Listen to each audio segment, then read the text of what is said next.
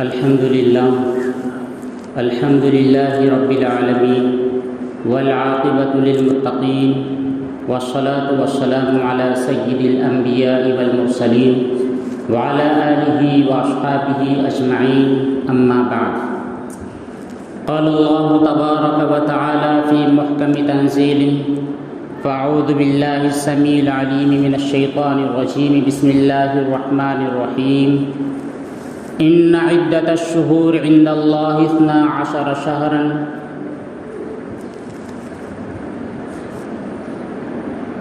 صدق اللہ العظیم. اللہ تبارک و تعالیٰ کا بے انتہا فضل اور اس کا احسان ہے کہ اس نے ہمیں اسلامی نیا اور مبارک سال مرحمت فرمایا.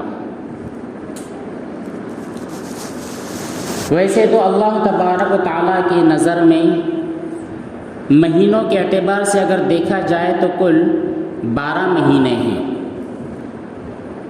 مہینوں کی تعداد جو اللہ تعالیٰ نے قرآن کریم میں طے فرمائی ہے وہ کل 12 ہے، اور اسی کے آگے اللہ فرماتے ہیں ان 12 مہینوں میں سے 4 مہینے ایسے ہیں جو حرمت والے ہیں.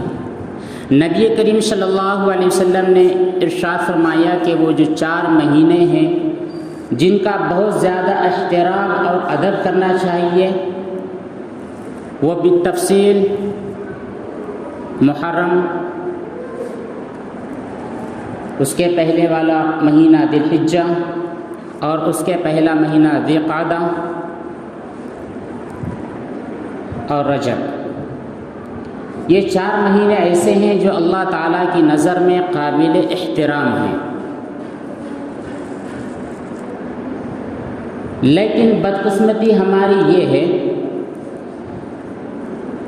کہ اللہ اور اس کے رسول صلی اللہ علیہ وسلم کی منشا کے خلاف، شریعت کے تقاضوں کے خلاف چند کام ایسے کر جاتے ہیں جن کی وجہ سے ہم ان فضائل سے محروم تو ہوتے ہی ہوتے ہیں، اسی کے ساتھ عتاب الہی، اللہ تعالیٰ کی پکڑ اور اس کی گرفت کے حقدار بھی ہو جاتے ہیں. ذالک الدین القیم، اللہ تعالیٰ نے جو دین ہمیں عطا فرمایا ہے یہ بالکل سیدھا دین ہے، دین قیم ہے، جس میں ٹیڑھا پن نہیں ہے، جس میں کوئی بھی ایسی چیز نہیں ہے بظاہر دیکھنے والے کو وہ غلط محسوس ہو سکے. دیکھیے ہماری جو پرسنالٹی ہوتی ہے، ہماری جو شخصیت ہوتی ہے، اور کسی بھی چیز کی شخصیت اور اس کی جو پرسنالٹی ہوتی ہے اس کو دیکھنے کے بعد ہی آدمی یہ طے کرتا ہے کہ مجھے اس کے ساتھ محبت کرنی چاہیے یا اس سے نفرت کرنی چاہیے. آپ کسی شو روم میں داخل ہوتے ہیں، داخل ہونے کے بعد جو چیز آپ خریدنا چاہتے ہیں پہلے اس کی ظاہری حیثیت کو آپ دیکھتے ہیں. مان لیجیے آپ کوئی ریفریجریٹر خریدنے کے لیے شو روم میں پہنچے ہیں تو نظر ڈالتے ہیں سب سے خوبصورت فریج کون سا نظر آ رہا ہے، وہ 5 اسٹار ہے کہ 3 اسٹار ہے، اس کا ظاہری لک کیسا ہے، اس کا کلر کیسا ہے، ایٹریکٹیو ہے یا نہیں، لوگوں کو ان کی نظروں کو اپنی طرف متوجہ کرنے والا ہے یا نہیں. ہزاروں فریج میں سے کوئی ایک فریج ایسا نکل کر آتا ہے جو چیخ چیخ کر آپ کو کہتا ہے کہ آئیے آپ مجھ کو خرید لیجیے. ہے فریج تمام، ہزاروں فریج وہاں پر موجود ہیں، لیکن جو ظاہری اعتبار سے جس کی بناوٹ بہت زیادہ خوبصورت ہے وہ چیز آپ کو اپنی طرف کھینچ رہی ہے، آپ اس کی محبت کے شکار ہو جا رہے ہیں اور آپ اسے خرید کر اپنے گھر لے آتے ہیں. یہ پوری مارکیٹ ہے، انسانی دنیا کی پوری مارکیٹ ہے. یہاں پر طرح طرح کے لوگ ہیں، ہر طرف کے دین اور مذہب اور دھرم کو ماننے والے لوگ ہیں، ہر طرح کے عقائد کو اپنے ذہن اور دماغ کے اندر بٹھانے والے لوگ ہیں، ہر طرح کی پرسنالٹی والے لوگ ہیں. لیکن ان پوری کائنات پر نظر ڈالنے کے بعد کچھ ہی لوگ ایسے کھل کر سامنے آتے ہیں جو اپنی حیثیت کو بتلا کر، اپنی ظاہری شکل و صورت کو بتلا کر لوگوں کو اپنی طرف اٹریکٹ اور متوجہ کرتے ہیں کہ آئیے ہم ہم وہ لوگ ہیں جن سے آپ محبت کر سکو. ہماری سوچ وہ ہے جس سوچ کو اگر تم اپناؤ تو کامیاب ہو جاؤ گے. اللہ تبارک و تعالیٰ نے مسلمانوں کی ایک حیثیت دی ہے، ان کی ایک شناخت اور ان کی ایک پہچان بنائی ہے.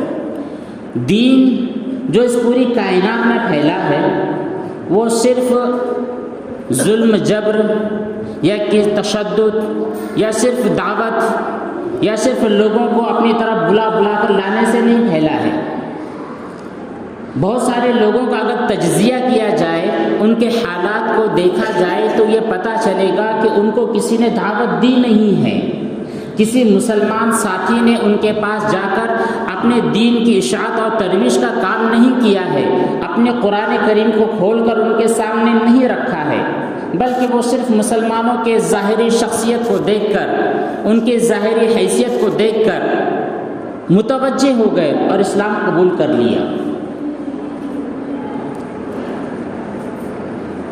گزشتہ دور میں سعودی کے کسی علاقے میں یہودیوں کی فوج کے تقریباً 25,000 لوگ اسلام کو قبول کر لیتے ہیں.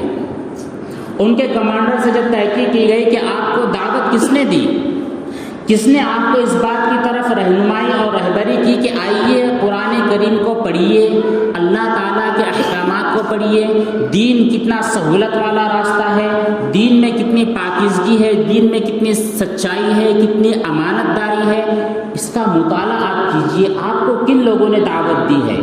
تو ان کے کمانڈر کا کہنا یہ تھا کہ ہم کو دعوت تو کسی نے نہیں دی، البتہ ان کے ظاہر شکل و صورت کو دیکھ کر ہم مجبور ہو گئے قرآن کریم کے مطالعے کی طرف. ہم نے دیکھا کہ مسلمان ان کا رہن سہن اتنا پاکیزہ ہے، ان کے ظاہری جو صورتیں ہیں اتنی معصوم ہے فرشتوں سے، ان کے جو کام ہیں وہ کام ان کے ایسے ہیں کسی کو تکلیف دینے والے نہیں ہیں. لہٰذا خود ہمارے ضمیر نے ہمیں قرآن کریم کے علم کو حاصل کرنے کی طرف اکسایا اور ہم نے قرآن کریم کا مطالعہ کیا تو اسلام کے دامن میں سما گئے. بہت سارے مواقع ایسے ہیں اور صحابہ کرام کے متعلق بھی ہم نے واقعات سنے ہیں کہ بہت سارے ایسے ممالک میں ان کا گزر ہوا. یہ عربی النسل ہیں، عربی زبان ہے، ان کی مادری زبان بھی عربی ہے.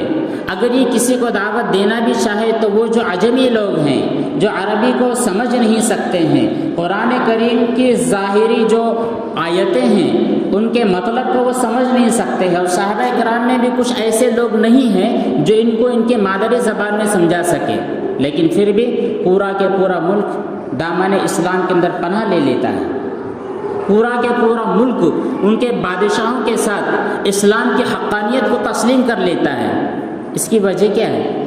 جب انہوں نے زبان سے کوئی الفاظ ظاہر نہیں کیے پھر بھی آدمی مجبور ہو رہا ہے اسلام کو اپنانے کے لیے، تو ظاہری شکل و صورت ہی ہے، ظاہری ان کے کام ہے، ان کا اٹھنا بیٹھنا سونا جاگنا لوگوں سے تعلقات، یہی دیکھ کر کے لوگ اسلام کے دامن کو پکڑ لے رہے ہیں. یہ جو تمام چیزیں ہیں اپنی ظاہری حیثیتوں کو واضح کرنے کی طرف جو کام مسلمانوں کو کرنے چاہیے تھے، شیطان کے بہکاؤ میں آ کر، لوگوں کی باتوں میں آ کر، جو اللہ اور اس کے رسول صلی اللہ علیہ وسلم نے ہمیں تعلیم دی ہے ان تعلیمات کو بھلا کر اگر غلط راستے کی طرف ہم چڑھ رہے ہیں تو لوگوں کی بھیڑ میں گم ہو جا رہے ہیں. نہ صرف یہ کہ آپ لوگوں کی بھیڑ میں گم ہوتے ہیں، لوگ آپ کے اوپر تنقید کے طرز پر انگلیاں بھی اٹھاتے ہیں کہ دیکھو یہ وہ جماعت ہے، یہ وہ لوگ ہیں جو برے ہیں. اللہ تبارک و تعالیٰ نے جو 4 مہینے قابل احترام اور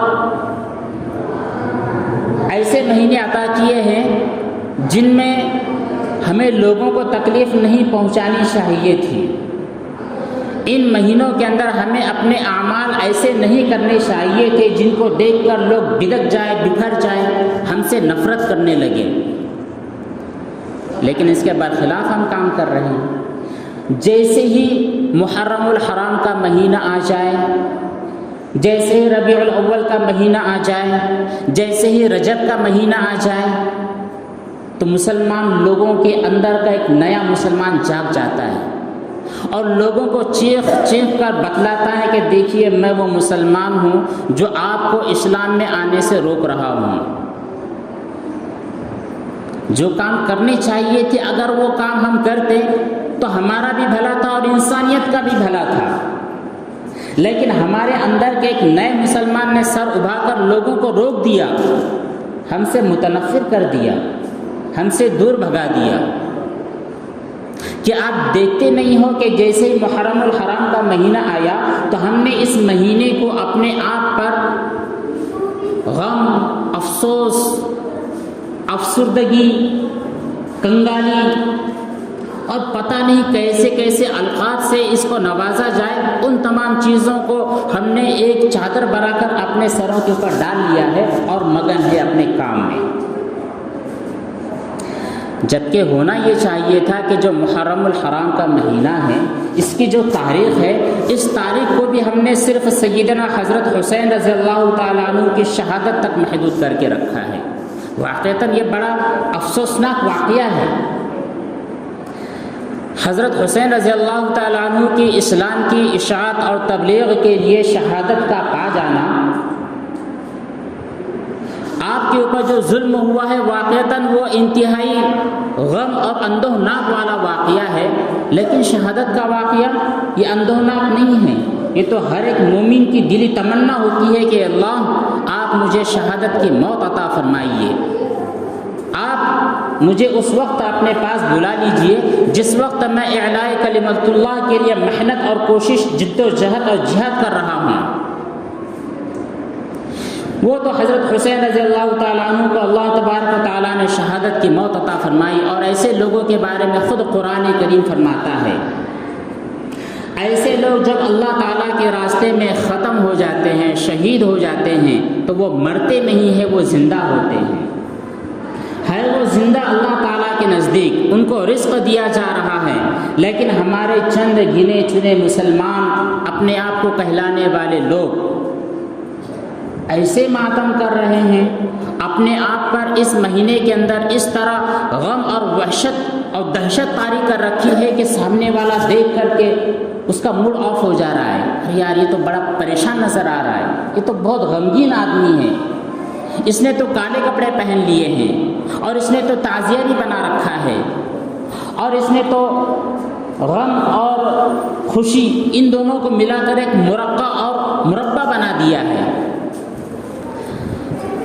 ایسے ایسے کام لوگوں نے کرنا شروع کر دیے ہیں جن کی وجہ سے ایک نیا آدمی، ہم کو نیا دیکھنے والا، وہ کنفیوژن کا شکار ہو جا رہا ہے کہ بھائی میں اس کے دین اور اس کے دھرم کو اپناؤں، میں اس کو اچھا کہوں، دین اسلام کو اچھا کہوں، اس کی تعلیمات کو اچھا کہوں کہ کیا کہوں، پریشان ہو جا رہا ہے۔ دیکھیے ہر آدمی سکون کی تلاش میں ہے۔ آج کا جو دور ہے، آج کا جو زمانہ ہے، بے سکونی اتنی عام ہے جس کا حساب نہیں لگایا جا سکتا۔ گزشتہ دور میں بھی بے اطمینانی تھی، لیکن آج کے دور میں چونکہ اتنا بھاگم دوڑی کا جو زمانہ ہے، جہاں پر انسان کو سکون نہیں مل رہا ہے، وہ چاہتا ہے کہ میں کسی جگہ جاؤں مجھ کو سکون ملے، پھر اس کے ذہن میں اللہ تعالیٰ بات ڈالتا ہے کہ میں نے ہر دھرم اپنا کر دیکھ لیا، میں لا دین ہو چکا تھا، میں کسی بھی دین اور دھرم کو ماننے والا نہیں تھا، وہاں پر مجھ کو سکون نہیں ملا، اب میں عیسائیت کو اپنا لیتا ہوں۔ عیسائی ہونے کے بعد اس نے دیکھا کہ یہاں پر بھی کہیں نہ کہیں پریشانی ہے، چھوڑ دیا اس نے۔ پھر وہ کسی دوسرے مذہب کو اپنا لیتا ہے کہ شاید مجھ کو وہاں پر سکون ملے، لیکن وہاں پر بھی اس کو سکون نہیں ملتا ہے۔ آخر میں وہ سوچتا ہے کہ میں اسلام کو اپنا کر دیکھتا ہوں، شاید مجھ کو وہاں پر سکون ملے۔ اب جیسے ہی اسلام اور اس کی تعلیمات کو قبول کرنے کے لیے وہ آگے قدم اٹھاتا ہے تو دیکھتا ہے کہ یہ مسلمان تو رو رہا ہے۔ وہ مہینہ جس کو اللہ تبارک و تعالیٰ نے قابل احترام بنایا ہے، اس مہینے کی اتنی بے حرمتی کر رہا ہے، العیاذ، اللہ کی پناہ۔ اس مہینے کے اندر ڈانس کر رہا ہے، ڈی جے لگا رہا ہے، وہ آدمی سوچتا ہے چلیے میں روزانہ اپنی جو گاڑی ہوتی ہے، گاڑی کے اندر خاص طور پر ہمارے جو نوجوان ہوتے ہیں وہ ڈی جے لگاتے ہیں وقت برباد کرنے کے لیے، ٹائم پاس کرنے کے لیے، بور نہ ہونے کے لیے۔ اپنی جو رکشہ رہتی ہے نا اس میں زور سے ڈی جے لگاتا ہے، لیکن چلو محرم کا مہینہ ہے، ڈی جے نہیں لگاؤں گا، ایک ماتم کا گانا لگا دوں گا، ایک قوالی لگا دوں گا۔ اس مہینے کا احترام کرنا چاہیے تھا، اس کی بے حرمتی قوالیوں کے ذریعے کر رہا ہے یا حسین کے نعرے لگا رہا ہے، تو وہ ابھی کنفیوز ہو جاتا ہے کہ یار جو چیز مجھے ایسے مذاہب میں مل رہی ہے جہاں پر سکون نہیں ہے، شانتی نہیں ہے، وہاں پر ڈی جے بج رہا ہے، اور اسلام کے اندر میں آنا چاہتا ہوں تو یہاں پر قوالیاں بج رہی ہیں، دونوں میں فرق کچھ بھی نہیں، وہاں پر بھی بے اطمینانی، یہاں پر بھی دل بے چین، بھاگ جاتا ہے۔ یہ ہماری ظاہری چیزیں ہیں، ہم کسی کو دعوت دے رہے نہیں۔ اللہ تعالیٰ نے ہمیں امت داعی بنایا ہے، دعوت دینے والی امت بنایا ہے، دعوت تو نہیں دی ہم نے۔ کوئی آدمی خود سے اسلام کو قبول کرنا چاہتا ہے لیکن ہم نے اس کو روک دیا، اس کی انٹری کو بین کر دیا۔ جیسے ہی 10 محرم آتا ہے اور بھی ایک نیا مسلمان جاگ جاتا ہے، وہ سبیلے بھی لگائے گا اور اس دن ایک مخصوص قسم کی ڈش بنائے گا اپنے گھر میں۔ یہ کیا ہو رہا ہے؟ دیکھیے دین یہ درمیانی راستہ ہے، یہ بالکل سیدھا راستہ ہے، یا تو تم پورے کے پورے مسلمان ہو جاؤ یا پورے کے پورے وہ لوگ ہو جاؤ جو وہ لوگ ہیں، ورنہ اگر ہم کھچڑا بنا دیں گے، مکس کر دیں گے تو وہ کوئی کھانے والی چیز نہیں ہوتی ہے، وہ ہضم ہونے والی چیز نہیں ہے۔ اگر آپ کو کوئی مخصوص ڈش جس کو ہم کھچڑا کہتے ہیں وہ کھانا ہے، ٹھیک ہے، مانتے ہیں اللہ تعالیٰ نے اس کو حلال کر رکھا ہے، رجب ہے، رجب میں آپ کو کوئی میٹھی ڈش سویٹ کھانے کی امید ہے، دل چاہ رہا ہے، پورن پولی آپ کو بنانی ہے، چونگا بنانا ہے، کونڈے بنانے ہیں، یہ حلال ہے، حرام چیز نہیں ہے۔ اس میں شکر ہوگی، اس میں مٹھائی ہوگی، میٹھی روٹی ہوگی، حلوہ ہوگا، ملیدہ ہوگا، حرام نہیں ہے، کھچڑا حرام نہیں ہے۔ اگر آپ شربت پینا چاہتے ہیں اپنے دوست احباب کو، غربا کو، فقراء کو، آنے والے لوگوں کو، جانے والے لوگوں کو پلانا چاہتے ہیں، حرام نہیں، حلال چیز ہے۔ لیکن آپ نے ان تمام چیزوں کو مخصوص تاریخوں کے ساتھ کیوں خاص کیا؟ دل میں چور ہوگا، کوئی نہ کوئی ایسی چیز ہوگی جس کی طرف شیطان نے آپ کی رہبری اور رہنمائی کی ہوگی۔ اب نیا آنے والا انسان یہ دیکھ رہا ہے کہ کیوں ایسا لوگوں نے کیا ہے،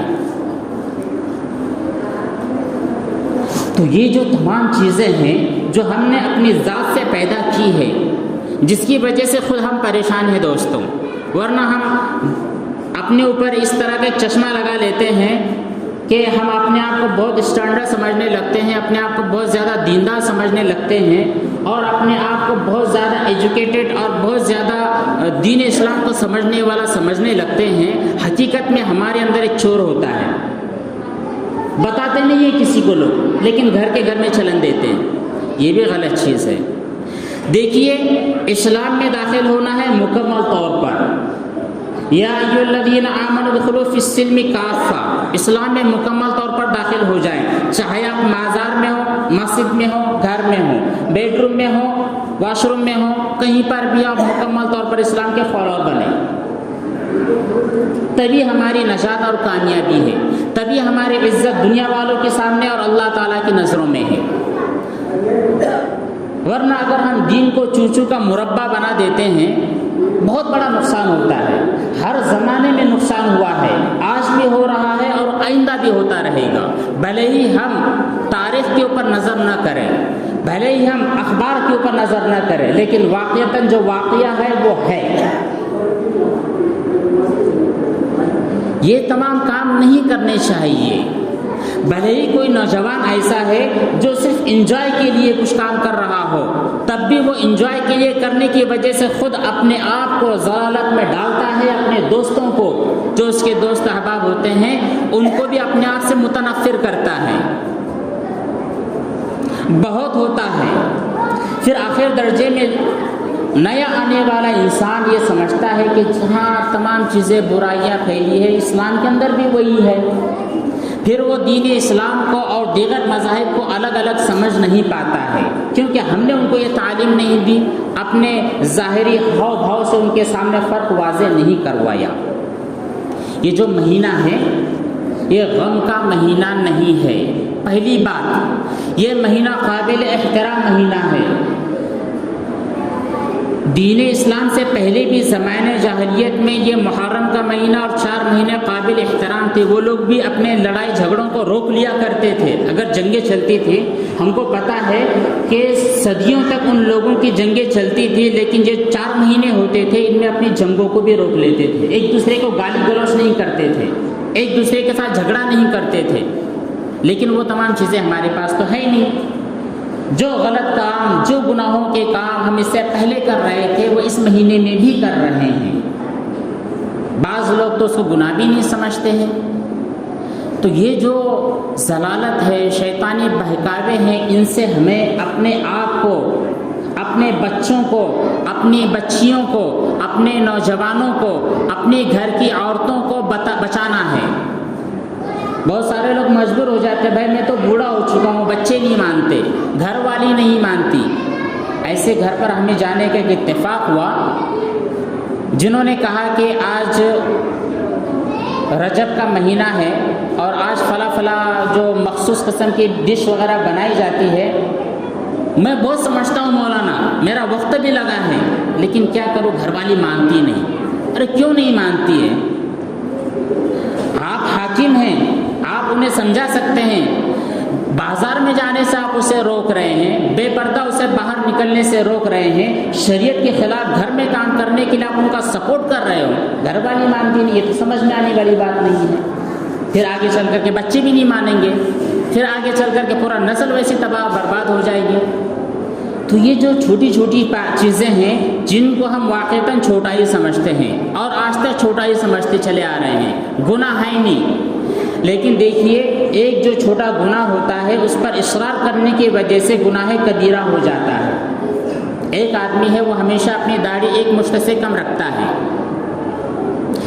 داڑھی رکھنا واجب ہے، داڑھی کا منانا حرام ہے، چاہے وہ جوان ہو، بچہ ہو، بچہ ایسا بچہ جس کی داڑھی آ چکی ہو، بوڑھا ہو یا جوان ہو، داڑھی کا رکھنا واجب ہے اور ایک مشت سے کم کتروانا یہ حرام ہے۔ لیکن ایک مرتبہ اس نے غلطی کی، 2 مرتبہ کی، 3 مرتبہ کی، اور اس نے عادت یہ بنا لی کہ ہمیشہ وہ صرف 1.5 انچ داڑھی رکھتا ہے، خشخشی داڑھی رکھتا ہے، تو اس مکروہ تحریمی والے کام کو بار بار کرنے کی وجہ سے ڈائریکٹلی حرام ہو جاتا ہے۔ اگر کوئی غلط کام چاہے چھوٹا ہی کیوں نہ ہو، اس کا گناہ بہت بڑا ہی کیوں نہ ہو، لیکن اگر آپ اس کو بار بار کرو گے، لگاتار کرو گے، ہر سال کرو گے تو گناہ کبیرہ بن جائے گا۔ آپ ہر محرم کے اندر شربت پیتے ہیں، باہر جا کر روڈ پر پلاتے ہیں، باہر سڑکوں پر، چوکوں میں، اگر آپ ہر محرم کے اندر کھچڑا بناتے ہیں اور یہ آپ نے عادت بنا لی ہے، یہ بعد میں چل کر بدعت ہو جائے گا، گناہ کبیرہ ہوگا۔ اور بعض مرتبہ اگر آپ نے عقیدہ بنا لیا کہ بغیر محرم بغیر کھچڑے اور فلاں چیز کے مکمل نہیں ہوگا، تو یہ پھر حرام کام کرنے کے مترادف ہو جائے گا۔ یہ تمام چیزیں بہت چھوٹی چھوٹی ہیں، نارمل ہیں۔ ہمارے جو سڑکوں پر گھومنے پھرنے والے جو بچے ہیں ان کو عیب بھی نہیں سمجھتے ہیں۔ بھائی جو شیعہ لوگ ہیں وہ کرتے ہیں، ان کا دین ہے، ان کا دھرم ہے، شریعت نے انہیں کی اجازت دی ہے، ان کی شریعت نے کرنے دو، لکم دینکم ولی دین، تمہارے لیے تمہارا دین ہے، ہمارے لیے ہمارا دین ہے۔ آپ کر رہے ہو، آپ کے علماء آپ کو اجازت دے رہے ہیں، آپ کی شریعت آپ کو اجازت دے رہی ہے، آپ کیجئے۔ نیو ایئر منانے کا موقع ہوتا ہے لیکن مسلمان جاتا ہے وہاں پر، خود اپنے گھر میں ہیپی نیو ایئر مناتا ہے، برتھ ڈے کا مسئلہ ہوتا ہے مسلمان بھی مناتا ہے۔ ارے مسلمان کو سمجھنا ہے اگر عیسائی کے نزدیک ان کے پادریوں نے اجازت دی ہے، ان کی بائبل نے انہیں اجازت دی ہے، تو ان کا اپنا ذاتی دھرم ہے، ان کا دین ہے، چاہے انہیں جنت ملے یا جہنم ملے، لیکن اسلام نے آپ کو اجازت نہیں دی۔ تو آپ کے لیے بچوں کا برتھ ڈے منانا، اپنی شادیوں کے سالگرہ منانا یہ حلال نہیں ہے. ایک مرتبہ آپ نے کی، کچھ سمجھ میں نہیں آ رہا تھا آپ کو، لیکن کسی عالم نے، آپ کے قرآن نے اور آپ کی حدیث نے آپ کو بتلا دیا کہ یہ چیز غلط ہے، پھر دوبارہ آپ کر رہے تو حرام کام کر رہے ہو. اس کا برا اثر آپ کی اولاد پر پڑے گا، اس کا برا اثر آپ کی لڑکیوں پر پڑے گا، آج اس کا برا اثر آپ کے مکمل خاندان پر پڑے گا. پورا کا پورا خاندان تباہ و برباد ہوتا ہے. چھوٹی چھوٹی باتیں ہوتی ہیں لیکن ہم ان کو اہمیت نہیں دیتے ہیں اس وجہ سے. تو یہ جو مبارک مہینہ ہے، اس میں جو کام کرنے والے ہیں، یہ کرنے والے کام صرف 2 ہیں. جب آپ کرنے والے کام سمجھ جاؤ گے تو اس کے علاوہ جتنے بھی کام ہوں گے وہ سمجھ جاؤ کہ نہیں کرنے والے ہیں. وہ تفصیل بتلانے کی ضرورت نہیں ہے. تعزیہ ہو، سواریاں ہو، ڈی جے ہو، کھلانا ہو، پلانا ہو، جو بھی چیزیں ہیں وہ سب کے سب الگ، اور کرنے والے کام صرف اور صرف 2.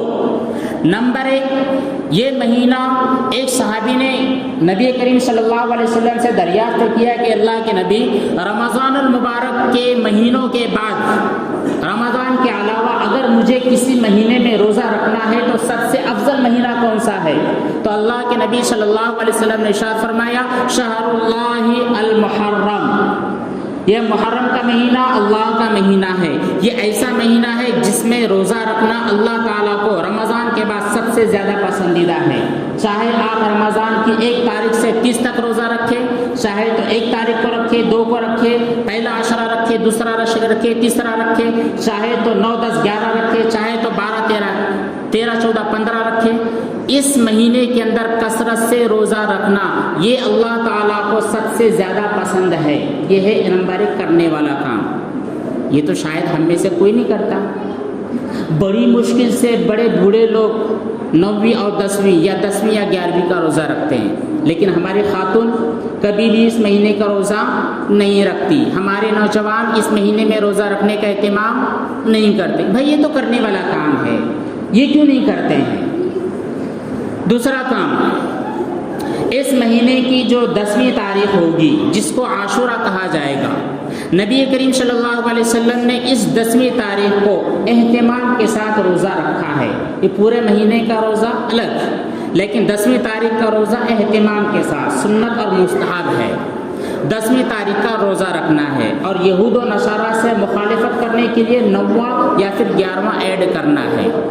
اور اسی کے ساتھ 10ویں تاریخ کو اللہ تعالیٰ نے آپ کو جتنی حیثیت دی ہے، اگر آپ روزانہ 200 روپیہ کماتے ہیں تو اس اعتبار سے، اور اگر روزانہ کا آپ کا غلہ 2000 کا ہے تو اس اعتبار سے آپ اپنے گھر والوں پر وسعت کریں. گھر کے فیملی ممبرس، روڈ پر نہیں، چوک میں بھی نہیں، محلے اور گاؤں میں بھی نہیں، اپنے گھر میں جتنی آپ کی وسعت ہے اتنی وسعت کے مطابق گھر والوں پر زیادہ خرچ کریں. 2 کام. اس کے علاوہ اور بھی جتنے کام آپ کے علم میں ہوں گے وہ نہیں کرنا ہے. بس اتنی بات ہے. اگر یہ 2 کام ہم کریں گے، اس کی وجہ سے ہماری بدنامی نہیں ہوگی. اس کی وجہ سے اگر کوئی مسلمان اسلام میں انٹری کرنے، کوئی غیر مسلم اسلام میں انٹری کرنے کا ارادہ کر رہا ہے، وہ بدکے گا نہیں، گھبرائے گا نہیں. لیکن ان دونوں کاموں کو چھوڑ کر بقیہ 17-18 کام جو اس مہینے میں ہم کرتے ہیں وہ کریں گے تو غیر مسلم ہم سے متنفر ہو جائیں گے. نیو مسلم جو ابھی تک ہمارے ساتھ رہ رہا ہے وہ وحشت میں مبتلا ہو جائے گا، یا تو غم منا رہا ہے، یہ تو اس مبارک مہینے کے اندر شادی بھی نہیں کر رہا ہے. اگر شادی کر کے دلہن گھر پر آئی ہے تو پھر ہم بستری بھی نہیں کر رہا ہے. ولیمہ کب ہو رہا ہے جی آپ کا؟ سفر کے مہینے میں ہونے والا ہے ولیمہ. کیوں جی؟ اس مبارک مہینے کے اندر بیوی سے ہم بستری نہیں کر سکتے. عجیب دن آپ نے پیدا کیا. اس مبارک مہینے میں آپ شادی بھی نہیں کر سکتے. اس مبارک مہینے میں مکمل مہینہ روتے دھوتے آپ نے گزار دیا. اس مبارک مہینے کو آپ نے سوگ کا بنا دیا، جبکہ سوگ کا مسئلہ کیا ہے جانتے ہیں؟ اگر ہمارے گھر میں کسی کا انتقال ہو گیا، انتقال ہونے کے بعد ہمیں سوگ منانا ہے، ٹھیک ہے. اگر منانا چاہتے ہیں، بھائی کا انتقال ہوا، ہمارا دل رو رہا ہے. نبی کریم صلی اللہ علیہ وسلم کے 3 بچے بچپن میں وفات پا گئے. آپ صلی اللہ علیہ وسلم نے آنکھوں سے بھی آنسو بہائے اور آپ کا دل بھی غمگین تھا. آپ نے سوگ منایا کافی. ایک مرتبہ بس جس وقت دفن کر دیا گیا اس کے بعد سے آپ آپ کو رونا نہیں ہے, دھونا نہیں ہے, چیخو پکار نہیں کرنا ہے. لیکن جو اس عورت کی 3 دن تک آپ کر سکتے ہیں, لیکن جس بندے کا انتقال ہوا ہے اس کی بیوی وہ 4 مہینے 10 دن تک سب منا سکتی ہے. اس کے علاوہ فیملی ممبرز جو دیگر لوگ ہوتے ہیں انہیں اس کی بھی اجازت نہیں ہے. حضرت حسین کی شہادت کا واقعہ ہوا, سالوں گزر چکے ہیں اور آج تک آپ سب منا رہے ہیں. کیسے شریعت نے اجازت دی ہے؟ جو لوگ مناتے ہوں گے ان کو چھوڑ دیجئے, آپ کا ان کے ساتھ کوئی تعلق نہیں ہے. وہ لوگ شیعہ ہیں. شیعہ جس طرح آپ لوگ سنی ہیں. سنی مطلب یہ کہ جو مذاہب اربعہ ہے, امام ابو حنیفہ, امام احمد بن حنبل, امام مالک اور امام شافعی, ان چاروں مسلک کو ماننے والے جو لوگ ہوتے ہیں وہ ہوتے ہیں سنی. اور ان کے علاوہ جو لوگ ہوتے ہیں وہ ہوتے ہیں شیعہ. ان کا دھرم ایک الگ ہی ذات ہے. آپ ان کے ساتھ کھڑے نہیں رہ سکتے. اگر آپ نے ان کے ساتھ کھڑے رہ گئے تو وحشت میں مبتلا ہو جاؤ گے. ایسے ایسے کام کرتے جن کو دیکھنے کے بعد آپ رونے لگو گے. اللہ کا شکر ہے آپ کے یہاں پر نہیں ہوتا ہے. جہاں پر ہوتا ہے وہاں پر نہ جائیں. بہت سارے لوگ یہ بھی چلے یار ہمارے یہاں ہوتا نہیں ہے, چلو دیکھنے کے لیے. جگہ کا نام اگر بتلا دیا جائے گا تو 10 محرم کو 2 گاڑیاں انشاءاللہ وہاں پر ضرور پہنچیں گی دیکھنے کے لیے. دیکھنے کے لیے بھی مت جائیے. آپ کا اور ان کے ساتھ کوئی تعلق نہیں ہے, کوئی میل جول نہیں ہے. وہ دائرہ اسلام سے خارج ہیں. ہم بھی اگر ان کے نقش قدم پر چلیں گے تو پھر ہماری خیر نہیں ہے. تو ہم بھی سمجھ جائیں گے. اس مبارک مہینے کے جو تقاضے ہیں ہم خود عمل کریں. اس مجلس میں بیٹھے ہوئے لوگ, نوجوان, بوڑھے, بچے, گھر میں جانے کے بعد اپنے فیملی کو بھی بتلا دیجئے. عورتیں, ہماری بچیاں, آپ کو نہیں کرنا ہے, ان کو سمجھا دیجئے کچھ نہیں کرنا ہے. یہ پورا مہینہ بالکل آپ خوشگزاری کے ساتھ گزار سکتے ہیں. شادی کرنا ہے بالکل آپ کو آزادی ہے. یہ غم کا اور سوگ کا مہینہ نہیں ہے, بلکہ بہت ساری امہات المومنین ایسی ہیں جن کے محرم میں نکاح ہوا ہے. حضرت عائشہ رضی اللہ تعالیٰ عنہ محرم میں نکاح ہوا ہے. جب ان کا نکاح اس مہینے میں ہو سکتا ہے, وہ خوشی منا سکتے ہیں, تو آپ کیوں رو رہے ہیں؟ تو آپ نہ روئیں, غم نہ کریں. اس مہینے کو ماتم کا مہینہ نہ سمجھیں. اور بھی اس کے علاوہ جتنی چیزیں ہیں کچھ بھی نہ کریں. بہت ساری چیزیں ہیں جن کو آپ جانتے ہیں, ہم تو نہیں جانتے ہیں. بہرحال آپ کو وہ تمام کام کرنے نہیں ہیں. اگر شہر میں کسی جگہ ہو رہا ہے تو دیکھنے کے لیے بھیڑ بھی نہیں کرنی ہے. بہت ساری جگہ ہم سپورٹر بن کے پہنچ جاتے ہیں دیکھنے کے لیے, بس انجوائے کرنے کے لیے. وہاں پر نہ جائیے. اور اللہ کا شکر ہے کہ 4 بجے ہمارا گاؤں بند ہو جاتا ہے اور ان کا جو کام شروع ہوتا ہے 7 بجے کے بعد. تو ہم وہاں پر پہنچیں گے نہیں, نہ دیکھنے کے لیے, نہ ان کا شربت پینے کے لیے, نہ ان کا حلیم اور کھچڑا کھانے کے لیے. ہم اپنے گھر میں رہیں گے. بہترین قسم کا کھانا بنائیے, اپنی فیملی کو کھلائیے. اگر بازو میں دینا چاہتے ہیں تو دے سکتے ہیں. یہ پڑوسیوں کا حق ہوتا ہے, صرف محرم کا نہیں. ہمیشہ جب بھی آپ اپنے گھر میں کوئی اچھا کھانا بنائیں, سنت طریقہ, جب بھی آپ اپنے گھر میں کوئی اچھا کھانا بنائیں, آج پیر کا دن ہے, آپ نے بازار سے مچھلی خرید کر لائی ہے 1 ہفتے کے اندر 1 مرتبہ, تو اس کی جو خوشبو ہوتی ہے اڑوس پڑوس میں جاتی ہے. تو شوربہ تھوڑا زیادہ کر لو اور بازو والے لوگوں کو دے دو. اس سے ان کی دلجوئی ہوگی. اگر وہ غریب ہے تو ان کے بچے مایوس نہیں ہوں گے اور صدقے کا ثواب بھی ملتا ہے. تو یہ کام آپ کو کرنا ہے. اس کے علاوہ دیگر تمام کاموں سے دعا کریں کہ اللہ تبارک و تعالیٰ پوری امت مسلمہ کی حفاظت فرمائے. جو حضرات سنتیں ادا نہ کی ہیں وہ سنتیں ادا کر لیں. وآخر دعوانا الحمدللہ رب العالمین.